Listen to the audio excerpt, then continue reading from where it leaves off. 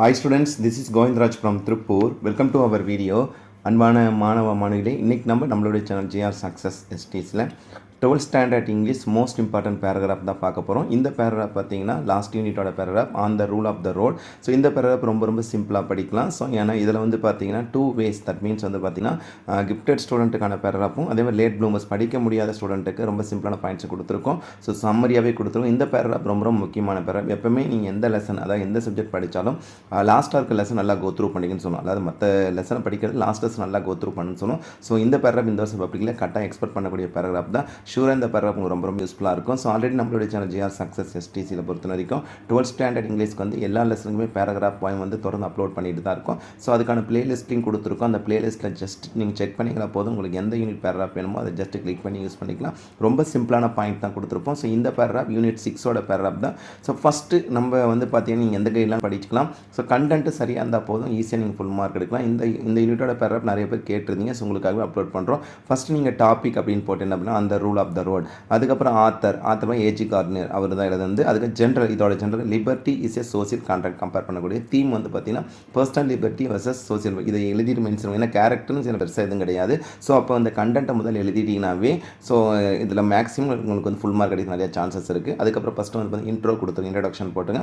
முடிஞ்சால் இன்ட்ரடக்ஷன் போடுங்க, இல்லை கண்டென்ட் மட்டும் எழுதினீங்களா போதும். ஸோ ஃபஸ்ட் நம்ம என்ன பார்க்க போகிறோம் பாருங்கள். அந்த author talks about the relation between personal liberty and social liberty. இதில் பார்த்தீங்கன்னா ஒருத்தரோட சந்தோஷம், அதாவது ஒருத்தரோட ஃப்ரீடம் மற்றவங்களை பார்த்தீங்கன்னா அஃபெக்ட் ஆகக்கூடாது ஜென்ரல் கான்செப்டே இந்த லெசன் அதில் தான் கொடுத்துருக்காரு. he also said the liberty of the everyone should be limited. ஒவ்வொருத்தருக்கான சுதந்திரம் ஒரு லிமிட் இருக்குது. ஸோ நமக்கு ஒரு காமன் பிளேஸ்லேயே இருக்கிறோம்னா அது மற்றவங்களுக்கும் ஒரு இதுன்ற முதல்ல புரிஞ்சுக்கணும்.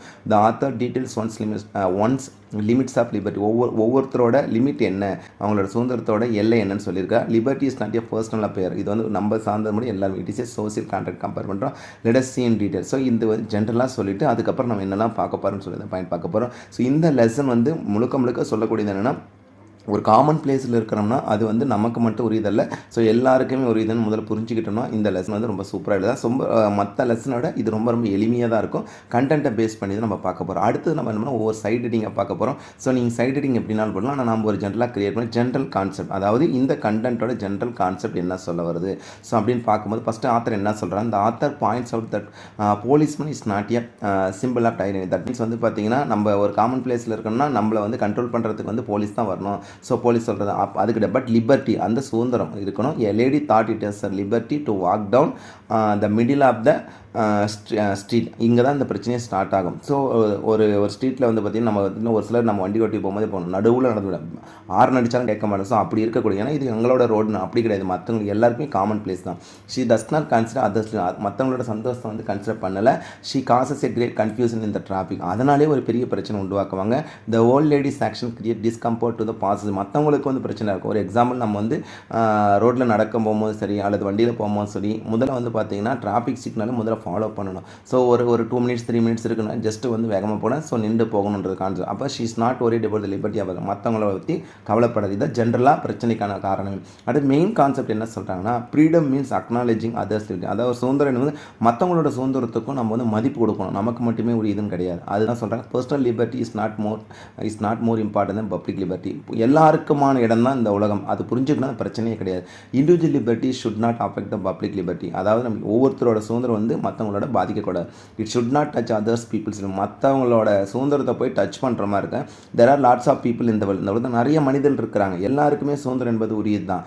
So the consideration for the rights of others liberty others is the foundation. நல்லா புரிந்த பாயிண்ட் எகைன் பாருங்கள். The consideration for the rights of others is the foundation social contract. ஒவ்வொரு விஷயமும் பார்த்தீங்கன்னா நம்ம டிபெண்ட் அப்பான் த சோசியல், நம்ம society depend பண்ணி தான். அப்போ நம்மளோட சந்தோஷம் மற்றவங்கள அஃபெக்ட் பண்ணாத இருக்கணும், அந்த கான்செப்ட் புரிஞ்சுக்கணும். ஸோ இது மாதிரி இல்லை, இது தவிர நீங்கள் வேறு மாதிரி நாங்கள் ஹெட்டிங் போட்டுருந்தால் தாராளமாக எழுதிக்கலாம், நோ ப்ராப்ளம். ஸோ முதல்ல இது மாதிரி ஒரு சைட் ரீடிங் இது ஜென்ரலாக கொடுக்கக்கூடியதா. நான் வேறு மாதிரி படிச்சிருக்கேன்னா நீங்கள் யூஸ் பண்ணிங்க. ஆனால் கண்டென்ட்டு சரியாக இருந்தால் போது நான் இதுக்குள்ள ப்ரெசென்ட் டென்ஸில் தான் எழுதியிருக்கோம். ஸோ இந்த கண்டென்ட்டே நம்ம எப்பவுமே யூஸ் பண்ணலாம், அதெல்லாம் ப்ரெசென்ட் டென்ஸ். நெக்ஸ்ட் பார்த்தீங்கன்னா த தீம். இந்த பர்டிகுலர் அந்த ரூல் ஆஃப் த ரோடோட தீம் பார்த்தீங்கன்னா the liberty of all individual. அதாவது ஒவ்வொருத்தருக்கான சுதந்திரம் அப்படின்றது ஒரு மஸ்ட் பி ப்ரிசர்வ்டு அண்ட் நல்ல governing must be preserved and guarded, அதாவது பாதுகாக்கப்படணும். எல்லாத்துக்குமே சுதந்திரம் இருக்குது. ஸோ அந்த கண்டென்ட் தான் சொல்கிறாங்க. ஸோ இந்த கண்டென்ட்டை நல்லா பாருங்கள். இந்த கன்சிடரேஷன் ஃபார் த ரைட்ஸ், அதாவது ஒவ்வொருத்தருக்கோட உரிமை.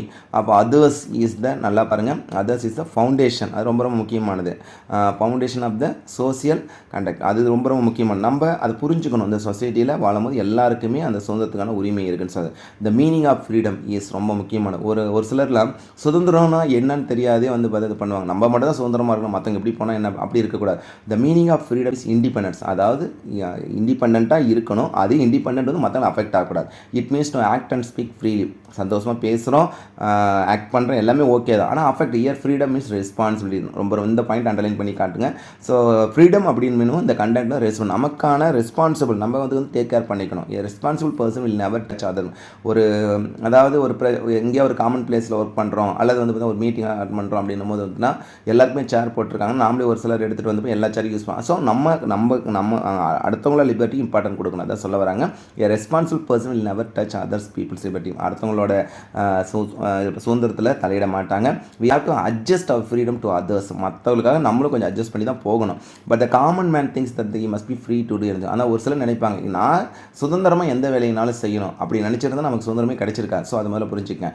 This approach could be produce anarchy. இதுதான் பிரச்சனைக்கான காரணம். நம்ம மட்டும் தான் நமக்கானது மட்டும் தான் நினச்சோம். ஒன்று ஒரு எக்ஸாம்பிள், இப்போ தண்ணியே வந்து பார்த்து காமன் பிளேஸில் போய் குடிக்கிறோம்னா நம்ம குடிச்சதுக்கு அப்புறம் அப்படியே டேப்பை க்ளோஸ் பண்ணாது, அது எனக்கு சுதந்திரம். ஆனால் அடுத்தவங்களுக்கும் அது நமக்கு பயன்படணுன்ற கான்செப்ட் புரிஞ்சுக்கிட்டிங்கன்னா எந்த பிரச்சனை. இதுக்கான கன்க்ளூஷன் பார்த்தீங்கன்னா, அக்கார்டிங் டு அவர் ஐடியா, நம்ம என்ன நினைக்கிறோம், freedom is not only enjoying our own ideas but we have to consider the rights and feelings. மற்றவங்களோட உணர்வுகளுக்கும் உரிமைகளுக்கும் மதிப்பளித்தா மட்டும்தான் அது பிரச்சனையாக இல்லாத இருக்கும்.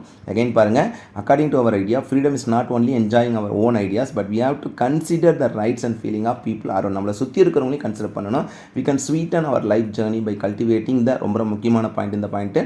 ஸோ நம்ம சந்தோஷமாக வாழணும், மற்றவங்களுக்கும் அந்த சந்தோஷத்தில் நம்ம சந்தோஷம் மற்றவங்களை வந்து பாதிக்கப்படுறோம், நம்மளோட சுதந்திரம் மற்றவங்களை பாதிக்காத அளவு இருக்கிறதுக்கு எந்த பிரச்சனையும் கிடையாது. We can sweeten our life journey by cultivating the little habits of common place intercourse. கட்டாயம் இது முதல்ல புரிஞ்சுக்குங்க. ஸோ இந்த பிரச்சனை புரிஞ்சுக்கிட்டிங்கனாவே எதுவுமே கிடையாது, எதுவுமே மற்ற ப்ராப்ளம் வரதுக்கு சான்சஸ் இல்லை. Little habits of common place connect sweet and our life, our journey of life. So இதுக்கான மாரல், இது மாதிரி சைட் ஹெட்டிங் கூட மாரல் அப்படின்றத, liberty is not only rights. லிபர்ட்டின்றது வந்து உரிமையை மட்டும் கோரது கிடையாது, ஆனால் ரெஸ்பான்சிபிள் ரொம்ப முக்கியமானது.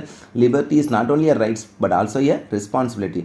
ஸோ இப்படி எழுதலாம். இல்லை மாரல் வந்து லிபர்ட்டி மீன்ஸ் ரெஸ்பான்சிபிலிட்டின்னு கூட நம்ம கன்சிடர் பண்ணலாம். ஸோ ஓவராலாக இதில் பார்த்து நம்ம கன்சிடர் பண்ண எல்லா பாயிண்ட்ஸுமே ரொம்ப சிம்பிளாக தான் இருக்குது. ஸோ நான் வேறு மாதிரி படித்தேன், தாராளம் படித்தேன். இந்த பாயிண்ட்ஸ் உங்களுக்கு ரொம்ப எளிமையாக தான் இருக்கும். ஸோ இது மாதிரி சைட் ஹெட்டிங் போட்டு எழுதிங்கன்னா ஷூராக ஃபுல் மார்க் கிடைக்கிறதுக்கு நிறைய சான்சஸ் இருக்குது. ஸோ இதில் நிறைய பாயிண்ட்ஸ் இருக்குது, இவ்வளோ பாயிண்ட்ஸ் எங்களால் படிக்க முடியாது அப்படின்னு ஃபீல் பண்ணுறவங்களுக்காக அடுத்து நம்ம என்ன பண்ணியிருக்கோம், செலக்டிவாக ஒரு 10 பாயிண்ட்ஸ் மட்டும் கொடுத்துருக்கோம். அந்த 10 பாயிண்ட்ஸ் ஜஸ்ட் கோ த்ரூ பண்ணுங்கள். ஆனால் நீங்கள் 10 பாயிண்ட்ஸ் எழுத இந்த டாப்பிக்கில் எழுதுங்க. ஏன்னா பெட்டர் இப்படி எழுதும் போதே ஒரு 4 மார்க் கிடைக்கும் 5 மார்க்கில். ஸோ அப்போ டாபிக் போகணும், அந்த rule of the road mention பண்ணிக்கலாம். நெக்ஸ்ட் ஆத்தர் சொல்லணும், ஏஜி கார்டனர் எழுதிக்கிறோம். நெக்ஸ்ட்டு ஜென்ரல் பொதுவான லிபர்ட்டிஸ் இஸ் சோசியல் கான்ட்ராக்ட் சொல்லக்கூடியது. ஸோ அதுக்கப்புறம் அந்த theme personal liberty versus social liberty. So இந்த பாயிண்ட்ஸ்லாம் அப்படியே பாருங்கள். ஸோ ஜஸ்ட் ரொம்ப liberty is not a personal, அந்த பாயிண்ட்ஸை கம்பேர் பண்ணி தான் கொடுத்துருக்கோம். Personal affair it is a social contract கொடுத்துருக்கோம். You also say that liberty of everyone should be limited. She does not consider others liberty, she is not ஒரு. So இந்த points எல்லாமே நீங்கள் யூஸ் பண்ணிக்கிட்டீங்கன்னா போதும், ரொம்ப சிம்பிளாக தான் இருக்கும், கோ த்ரூ பண்ணிக்கலாம். அப்போ இது மார் லிபர்ட்டி மீன்ஸ் ரெஸ்பான்ஸ். ஸோ ஓவராலாக இதில் வந்து 2 விதமாக பார்த்துருக்கோம். அதான் என்னென்னு பார்த்தீங்கன்னா, ஃபஸ்ட்டு வந்து கிஃப்டட் ஸ்டூடெண்ட், அதாவது எங்களால் ஃபுல்லாக படிக்க முடியுன்றவங்களுக்காக ஒரு பேராகிராஃப் கொடுத்துருக்கோம். ஸோ அடுத்தது என்ன பண்ணுறோம், ரொம்ப சிம்பிளாக வந்து பார்த்தீங்கன்னா எங்களால் படிக்க முடியாது, அதாவது நிறைய படிக்க முடியாது அப்படின்றதுக்காகவும் ஸோ அந்த 10 பாயிண்ட்ஸை கொடுத்துருக்கோம். இந்த 10 பாயிண்ட்ஸ் நீங்கள் ஜஸ்ட் வந்து கோ த்ரூ பண்ணிக்கிங்க, அப்போ தான் ஷூராக நல்ல மார்க் எடுக்கலாம்.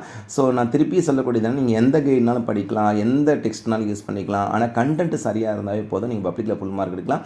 ஸோ மேக்ஸிமம் ஒவ்வொரு இயருமே பார்த்தீங்கன்னா நம்ம வந்து இதில் வந்து பார்த்தீங்கன்னா பப்ளிக் வேல்யூஷன் போகும்போது நமக்கு கொடுக்கக்கூடிய இன்ஸ்ட்ரக்ஷன் கண்டென்ட் சரியாக இருக்கா, கிராமட்டிக்கல் மிஸ்டேக்கில் இல்லை ஸ்டூடெண்ட் ஃபுல் மார்க் கொடுங்க அப்படின்னு சொல்லிட்டு சொல்லுவாங்க. ஸோ அதனால் நீங்கள் இந்த பாயிண்ட்ஸ் உங்களுக்கு யூஸ்ஃபுல்லாக இருந்தால் யூஸ் பண்ணிக்கங்க. ஸோ கட்டாயம் உங்களுக்கு இந்த வீடியோ ரொம்ப யூஸ்ஃபுல்லாக இருக்குங்க. இந்த வீடியோ மறக்காம உங்கள் ஃப்ரெண்ட்ஸுக்கு ஷேர் பண்ணுங்கள். So once again thank you from GR success STC for your valuable support and also I wish you all success to score high marks இந்த public examination. My dear +2 student, நல்லா ப்ரிப்பேர் பண்ணுங்கப்பா.